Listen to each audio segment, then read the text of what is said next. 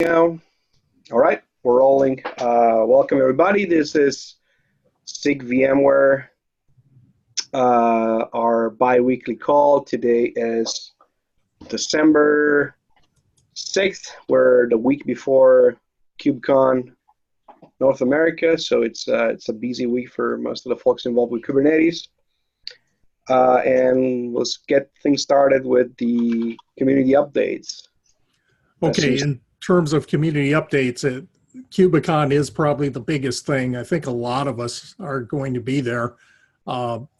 If you won't, I believe in the past they've recorded these sessions, so maybe you can watch them later on video. I listed, and those things are links to a number of the sessions that are directly related to running Kubernetes on VMware infrastructure. There are a lot more, but if we went over each of them one by one, it would take up this whole meeting, so I'm not going to do that. But the SIG itself has an intro and deep dive session. Intros covering cloud provider, CSI, a lot of roadmap things on moving the cloud provider and the storage interface out of tree. The deep dive is a presentation with Michael Gash, who's I see is on this call. We'll be talking about the zones feature, NUMA, and resource management. And I expect that to be a good session. I think at KubeCon Europe, that resource management talk by Michael was one of the best talks.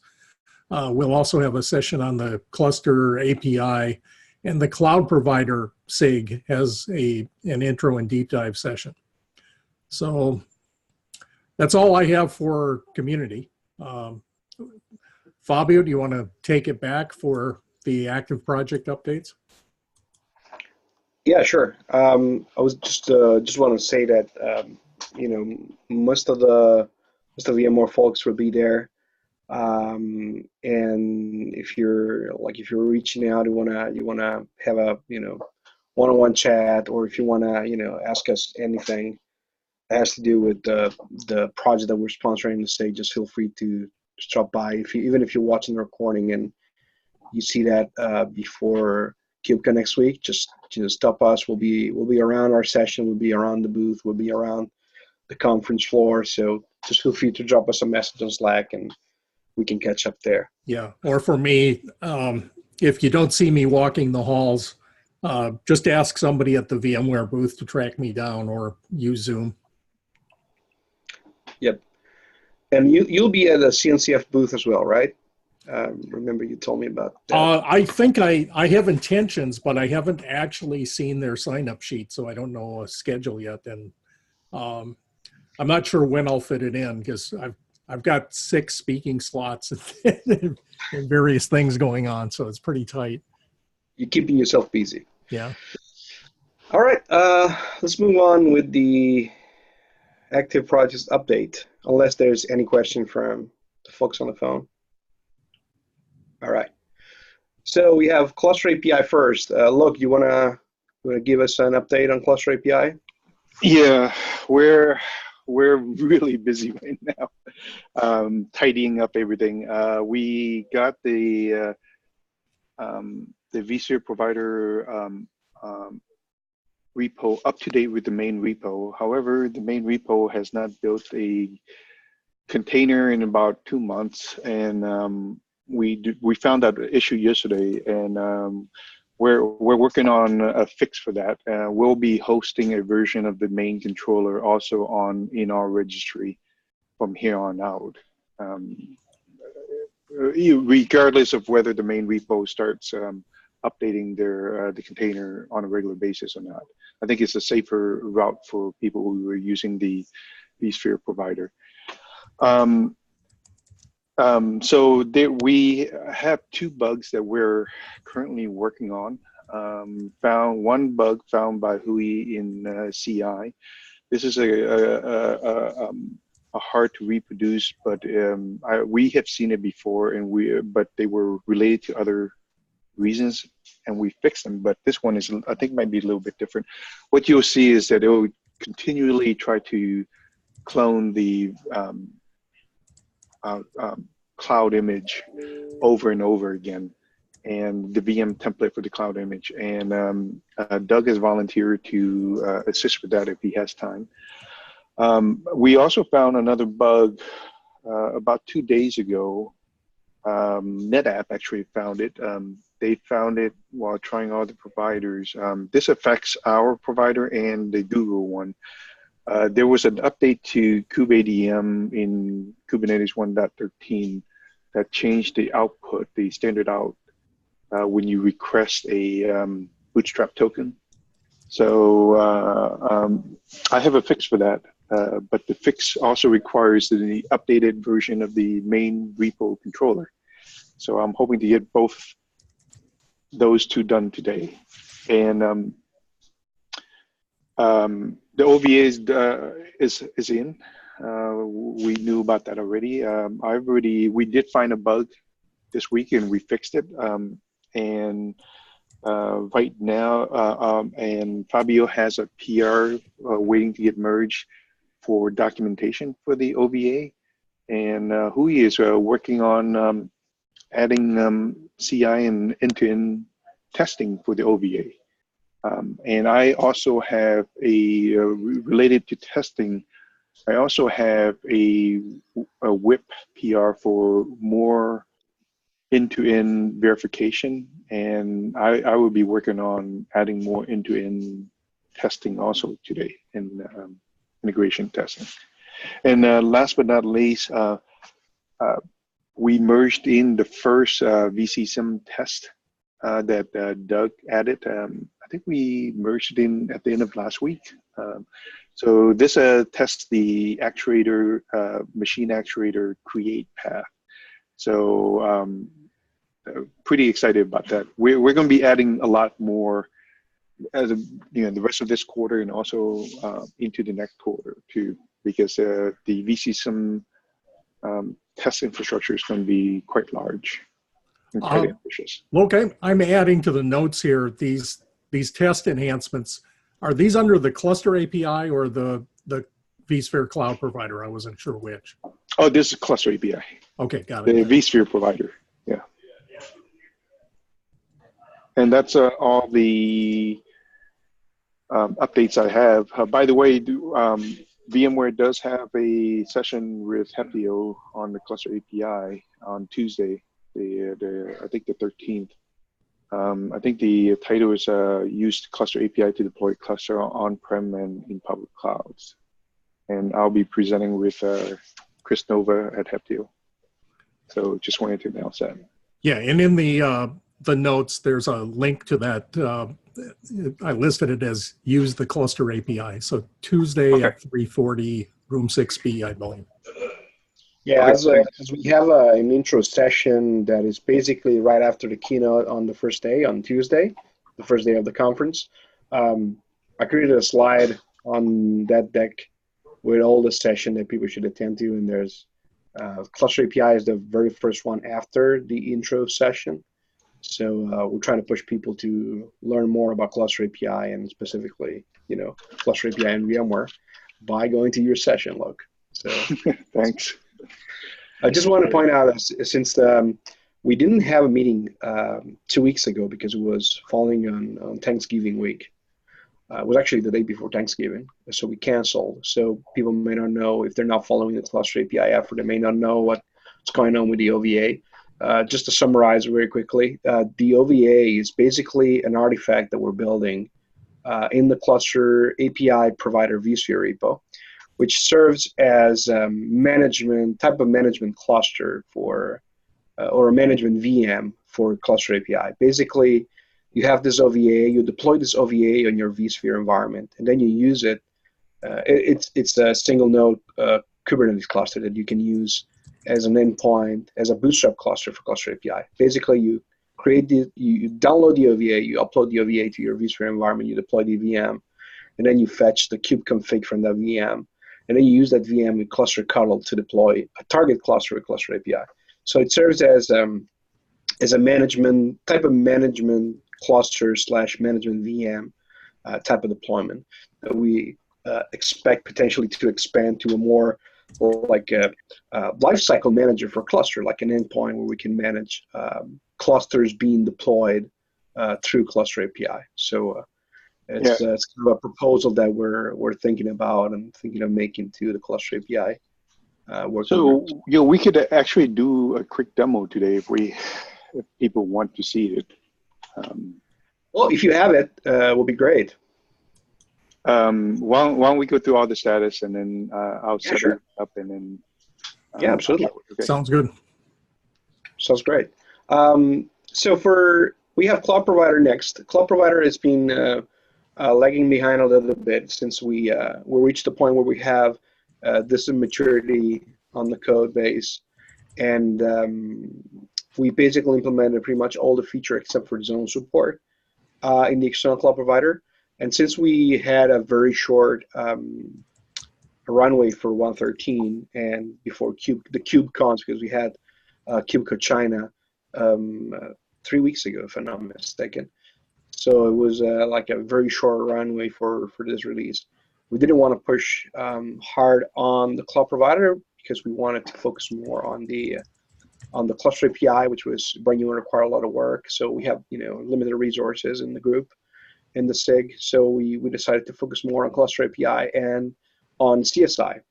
So Cloud Provider, the only thing that is still on the roadmap for Cloud Provider right now is porting zone support, which is also a thing that we want to implement in CSI. So we decided just to postpone that to the next cycle. So we'll be working on that. Potentially, I'm not sure if we're going to do anything after KubeCon or we're just going to resume after the winter break. But the idea is that we want to have porting over the zone support for both Auto3 Cloud Provider and CSI at the same time. And CSI, I'm not sure if we have anybody that has been working on CSI on the call, but let me just quickly glance over the list. I think Travis is attending SIG Architecture today. Anyway, I can give you a brief update on CSI. The work on CSI vSphere is, chugging along furiously, I will say, because I've been seeing a lot of PRs coming in the last few days. So the hope is to have a tag release for CSI vSphere and Cloud Provider vSphere at the same time, hopefully before end of day tomorrow, so before going into KubeCon. So hopefully we're going to have tag release 0.1.0 for both Cloud Provider and CSI. They're living in the same repo, so we're going to do a single tag on the repo. And initially you're going to support, I think we're going to support just regular create, read, update, delete flow. We're not going to support any snapshot, etc. Because CSI is being built on top of the the first class disk API on vSphere, which supports snapshots and supports all these advanced features, but not on all the vSphere releases. So we're targeting and supporting from vSphere 6.5, which is the first version that has first class disk API for virtual disks, and up until 6.7 U1, I think it's the last version. So we're trying to get the minimum common denominator on the feature set. So we're not going to support snapshot at first. We're going to add support later on. But as a basic CSI plugin is going to be ready and tagged before we get into KubeCon next week. And that was all I had for both Cloud Provider and CSI. Is there anything you guys want to put up for discussion? I see the discussion list is empty because people have been pretty busy this week, so not blaming anybody. If not, we'll see if Luke is ready with the demo. It would be cool to see Cluster API in action.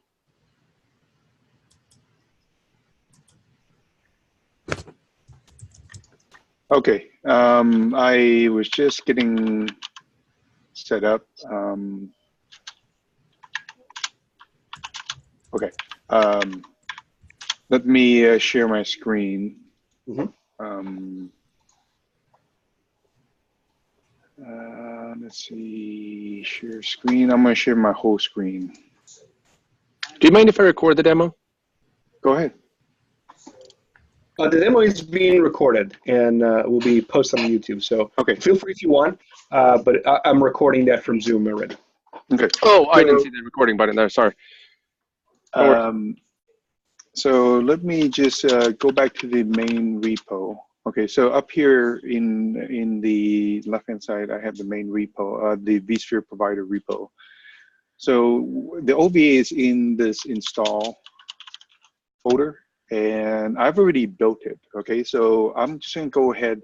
I'm not going to show you the build process, but it's really easy. All you just do is just like build a sh and OVA dev.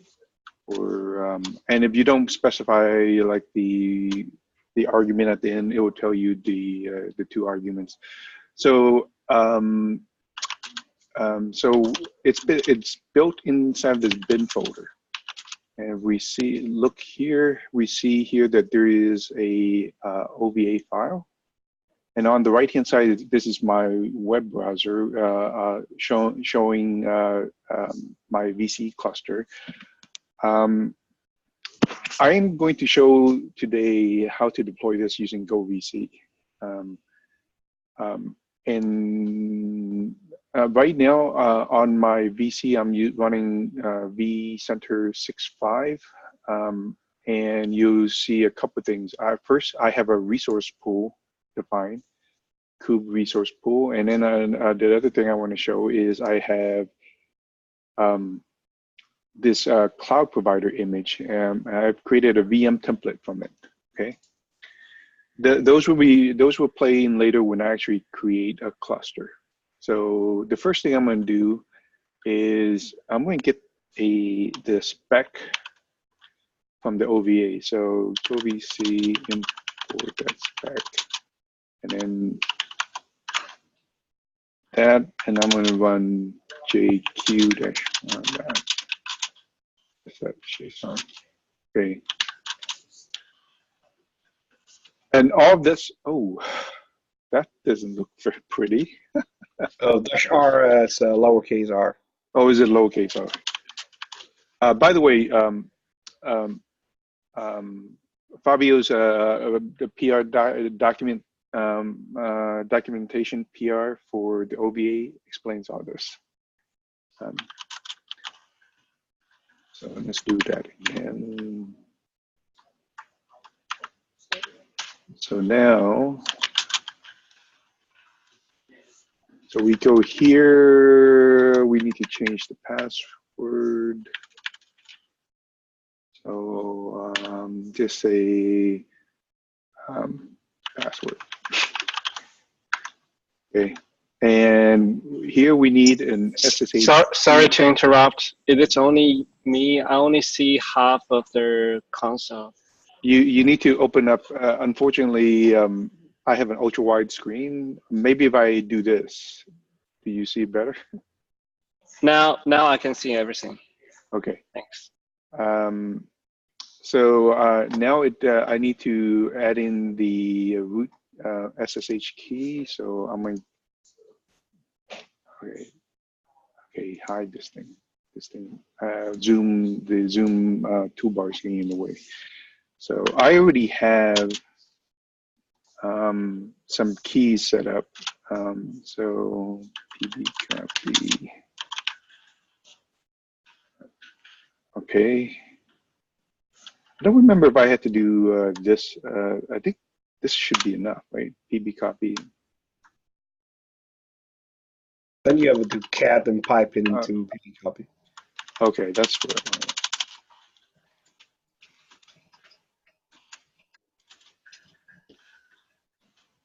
Okay. So here I add in the SSH key. And I'm going to go down here and modify the network. Network. Okay, so now I'm going to use GoVC to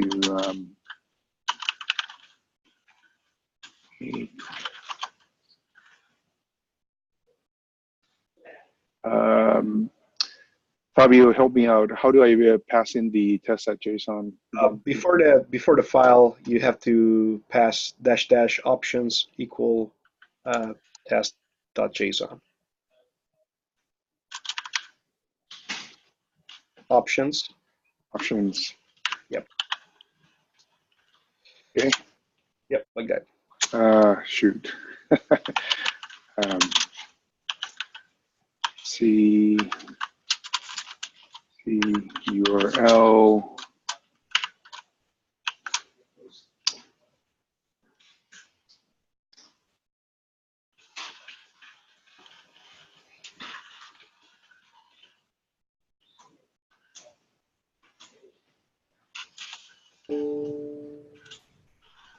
Now I can always change this password later. I don't think anybody will be surprised by our super secure passwords here. Yeah, this is a machine. This is just a test machine, a test cluster I have under my desk. So I mean, it's not anything mission critical. Does it have a GPU for when I take it over to do Bitcoin mining? It does not have. It has a very weak GPU, so it wouldn't really help you.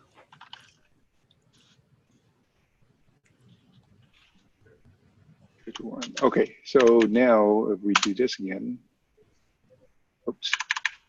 Now we do this again. You have to export go EC data store or just pass it -ds. That's -ds. I'm just trying to say. Yes. 2.108.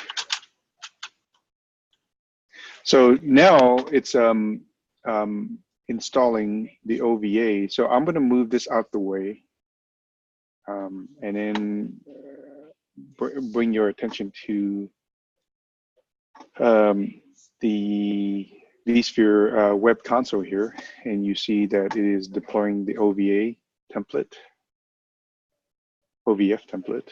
And then once it's done, I'll power it on, and then we're going to create a cluster.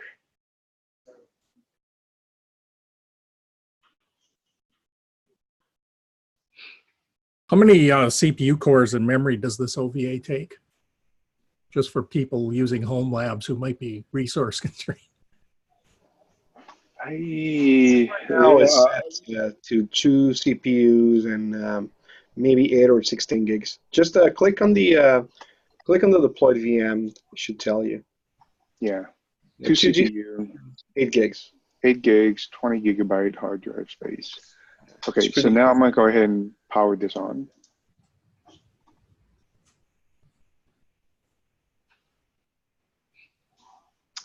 So it powers on very quickly, and if you click on the console for that, we're going to watch it boot up.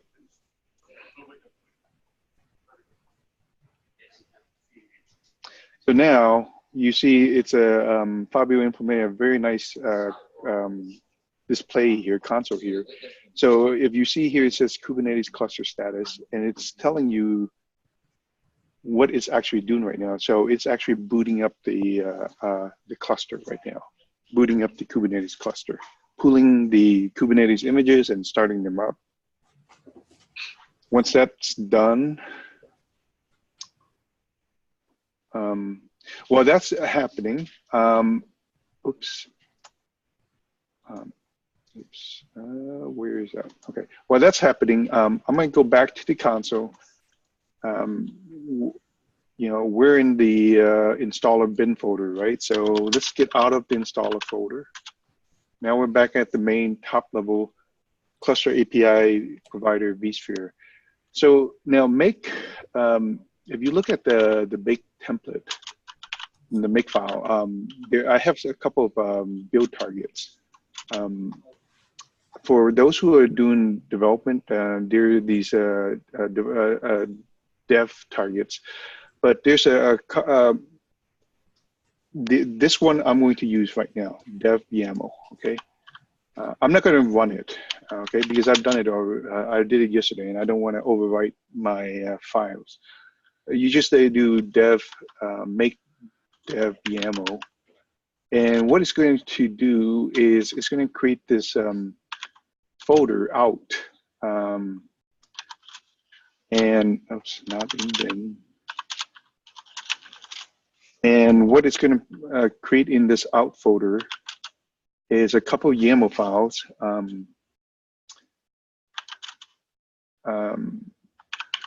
Let me just remove a couple of stuff. So you'll see a couple of YAML files. It's going to create, I'm going to point out the ones it created. It's going to create a provider components YAML, a cluster YAML, and a machines YAML, okay?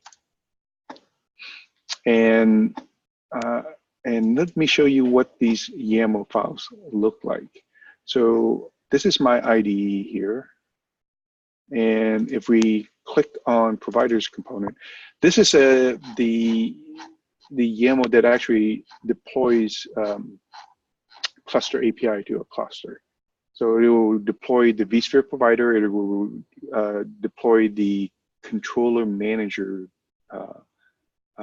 container pod that's built from the main repo, and it's going to set up a whole bunch of other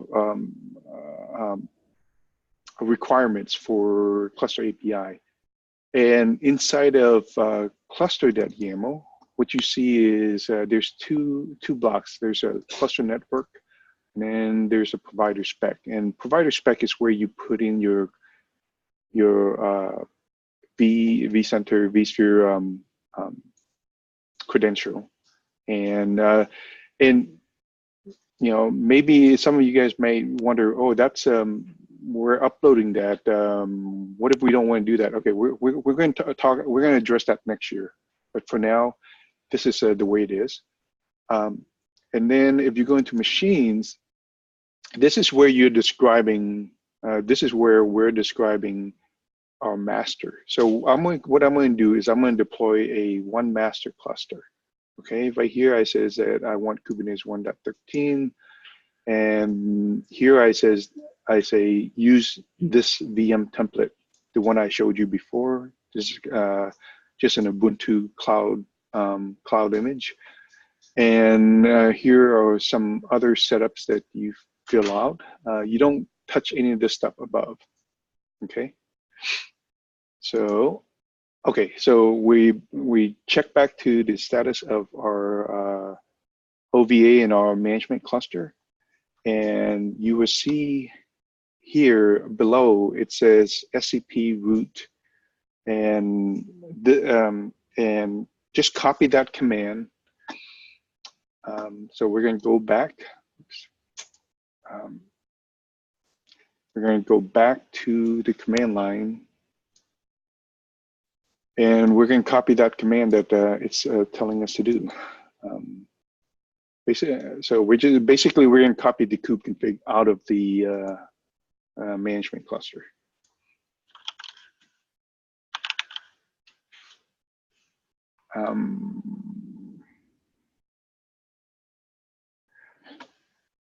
I think I need to. Okay, I think I need to pass in my key file,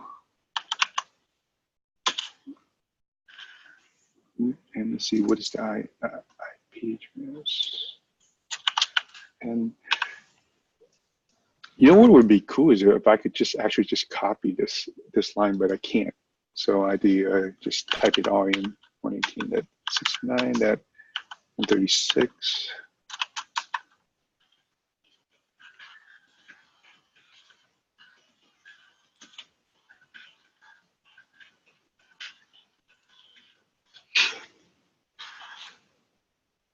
Okay, so now if you look in this folder, we now have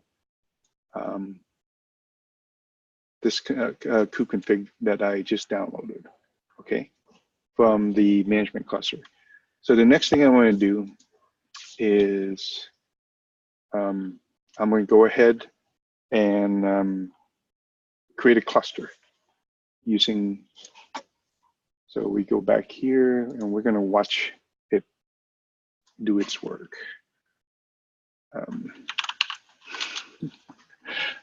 I am going to just use one of my alias here. Create existing.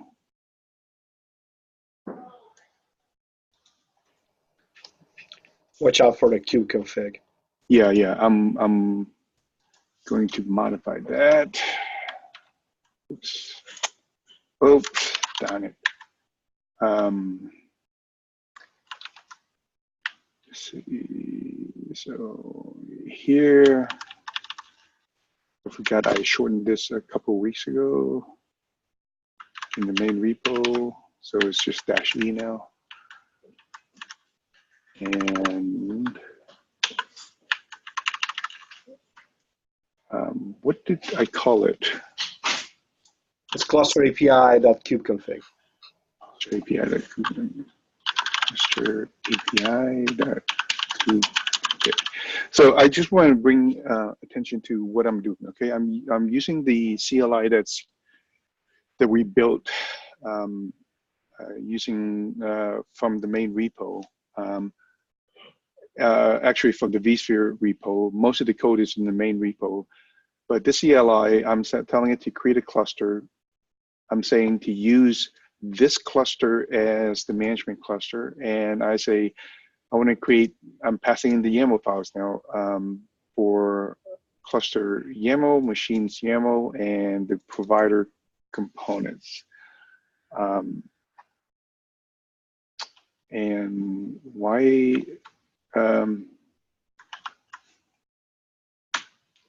looks like it's been duplicated multiple times. So let me clean this up, this line up. I must have pasted it several times. And the last option is I'm telling Cluster API to use the vSphere provider. So now if I run this, in a moment, you're going to start seeing the management cluster. There we go. So the first thing it's doing is can you guys see this? Can you guys see my web browser? If I move it here. Looks fine from here. Okay. So the first thing it's doing is it's cloning the VM template, the cloud image here. And once it's, so you see it right here, it's cloning it inside of this resource pool. By the way, this resource pool I specified in the machines.yaml file.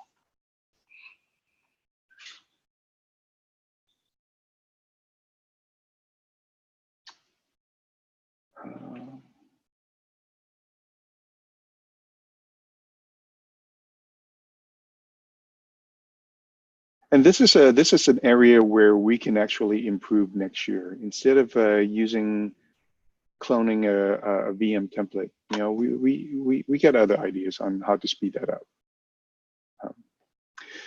So now it's booting up, but remember, as in when we deployed the OVA, there's the boot up time, and then there's also the time to get the Kubernetes cluster up and running. So the cluster CTL back at the terminal here is going to monitor when the target cluster has been created and is up and running.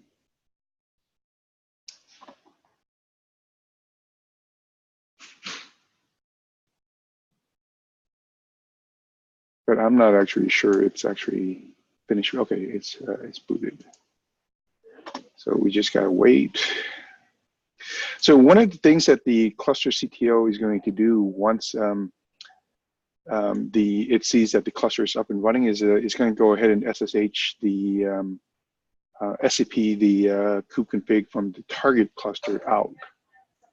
And when that happens, we can look at the target cluster.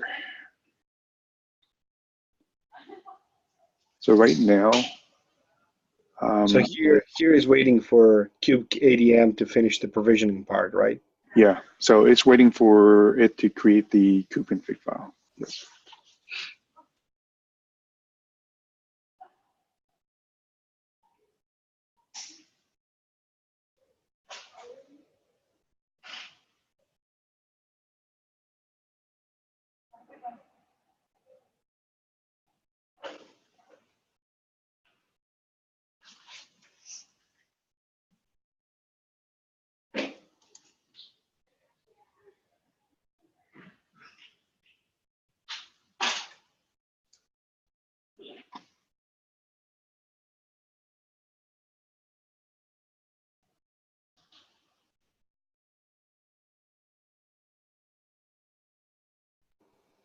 I guess it is pulling images from the internet, right?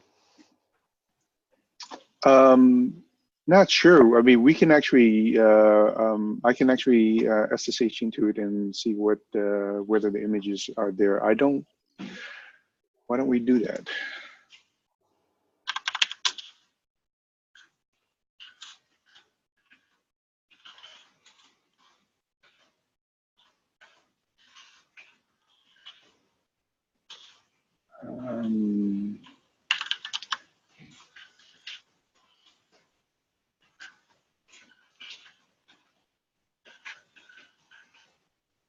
Create.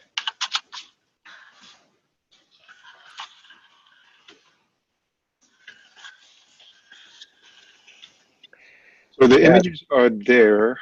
I think it just finished. I think it's just. Oh, okay, yeah. Up here, it's just finished. Right now, it's applying the cluster API onto the target cluster. So let me explain why it's applying the cluster API onto the target cluster. So the idea, one of the desired functionality that the project wanted is that if you do any live edits to any of the objects, the cluster API objects on the target cluster, that the cluster API controllers on the target cluster will then make it happen. So let's say that you deploy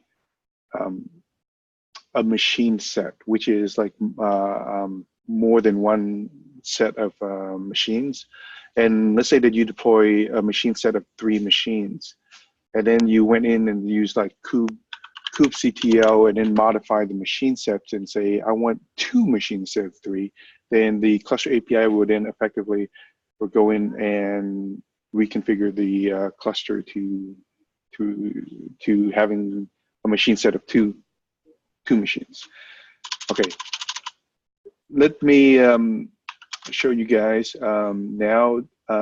So when it finished, it actually pulled down the kube config for the target cluster. So let's take a look.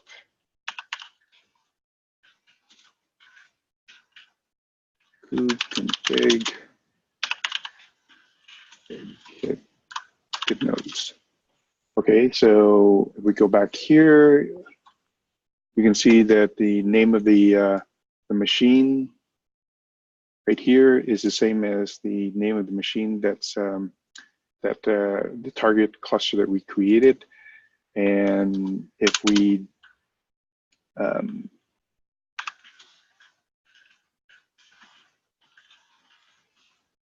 now look at all the pods that's running on that target cluster, you can see that we have the cluster API and the vSphere provider on that target cluster. And if we do git cluster, we can see that our cluster, we named our cluster test1, and machines. If we do that, then it just the machine name is the same as the node name right now. So that, in a nutshell, was the demo. Anybody have any questions? I do have one question. Yes. Are we deploying the cloud provider as part of this? Not yet. That was that was something that we have an issue open up in our repo to do that. We just kind of ran out of time before KubeCon. Gotcha. This is awesome, Alok. Thanks for the demo. Ron. Sure. Yeah, that was a great impromptu demo. It was awesome. Any questions for Alok on the demo?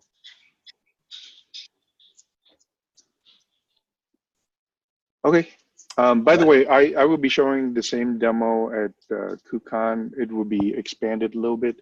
I will show deploying a machine set, and I might be showing a live edit of the target cluster. Now, leading into next year, we're going to be doing a lot of work around cluster API, around deploying the CNI to the target cluster. And we'll be also integrating the cluster autoscaler and the cluster registry with the cluster API. So I suspect there's going to be a lot more work in the management cluster next year, management cluster concept. And the eventual goal is that eventually we're going to have all of the providers, they will be able to coexist. So I should be able to deploy this OVA, deploy to vSphere, deploy to GCP, deploy to Amazon, and whatever other infrastructure that has a provider that is that was deployed inside of the OVA. I'm done. Good stuff. Awesome. If there are no questions, I think we can wrap up a little earlier than usual. Hey, All right. hey Going Fab, this is the wall here. Hey. Hey Fab. Sorry, I am having cold and my voice is bad. If you guys can't hear me clearly, let me know. So yeah, I just wanted to announce that we are regularly meeting for the working group LTS. And we're meeting on Tuesday, 9 o'clock. It's a once in 2 weeks meeting. I joined this meeting directly from the Zoom URL, so it's not entered in the agenda yet. I'll add the links for the mailing list for the working group LTS and the charter doc that is in pull request right now. As part of working group, we are also working on a new survey that would get feedback from the community on the current issues with release process, and also will give ability for us to draw a proper roadmap for what this working group will have to target as a problem and what it can achieve. The survey is in a doc file right now where stakeholders can comment on the wording of the survey and what are the questions they would like to look at. So as part of various SIGs that we are going around to announce the working group and get feedback on the survey from different SIGs, I wanted to announce this here. I'll post all these links on the doc meeting notes. Yeah, we should probably talk to Clint about moving that. We have a CNX meeting at the exact same time as that LTS working group meeting. Yeah, we'll figure that out. Yeah, I've seen the meeting popping up on the calendar. That's great. I'll make sure that we figure out how to attend. As Luke was saying, where it's conflicting with one of our internal meetings, unfortunately, but we'll manage to move it because I'm sure it's very important for us to attend that too.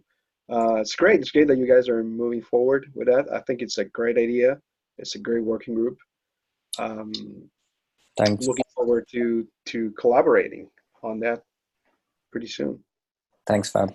And also there is a doodle out that kind of takes a poll on, we want to have meetings in all time zones so that people from the other side of the world can also join in. So there's a doodle out proposing times. Nick Young has floated the doodle. So if you guys want to attend in a different time zone, please go ahead, or know someone else who wants to attend it in a different time zone, please forward the doodle so that they can talk. There's a Slack channel, working group LTS. You are free to join there, and most of these details are also available there. Awesome. If you have time, we have our running meeting notes if you want to add a link to that working. Yes, I will add all of those. Yeah. I joined this meeting from the Zoom URL, so that's where I. Cool. Awesome. The Zoom chat has a link to the notes. Okay. Thanks. Awesome. All right. Anything else from you guys? I can give you back 10 minutes of your time. Going once. Going twice. All right. Happy Thursday, everybody. Bye, everybody. See you in Seattle if you're going. Yeah. Thank Bye. you. Bye. See you guys next week. Bye.